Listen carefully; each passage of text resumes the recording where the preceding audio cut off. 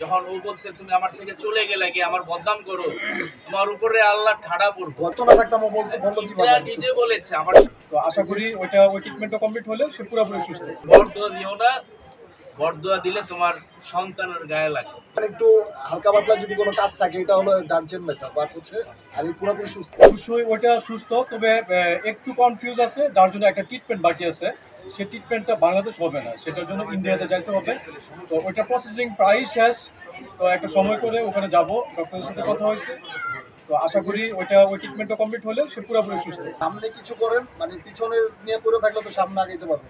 মানে আরেকটা কথা বলি, এই নিউজটা কিন্তু ইকরা নিজে দিয়েছে, সাকিব কিন্তু দেয়। আমি যদি সুস্থ না থাকতাম বললো ইকরা নিজে বলেছে আমার সামনে একটা মেসেজ যে বলেছে, যখন ও বলছে তুমি আমার থেকে চলে গেলে কি আমার বদনাম করো, তোমার উপরে আল্লাহ ঠাড়া পড়বে, যখন গজব পড়বে, একই জিনিস। তারপরে ইকরা বলছে, মেসেজ এখনো আছে যে আমারে বরদোয়া দিও না, বরদোয়া দিলে তোমার সন্তানের গায়ে লাগে। তো আওয়াজটা ওর কাছ থেকে আসছে।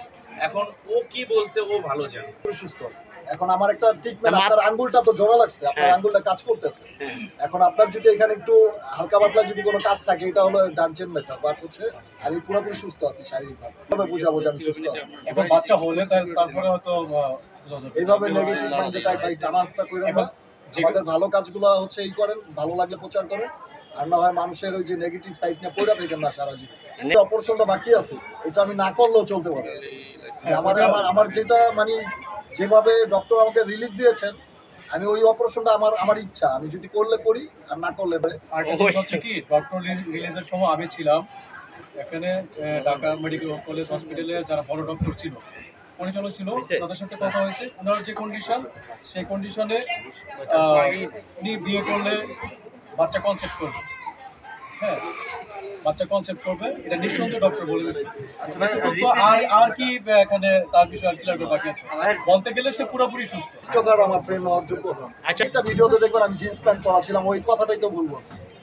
কতটা লো মেন্টালিটির লোক আপনারা একটু বিবেচনা করেন। আমি কিন্তু ওর এখানে প্যান্ট পরে গেছিলাম।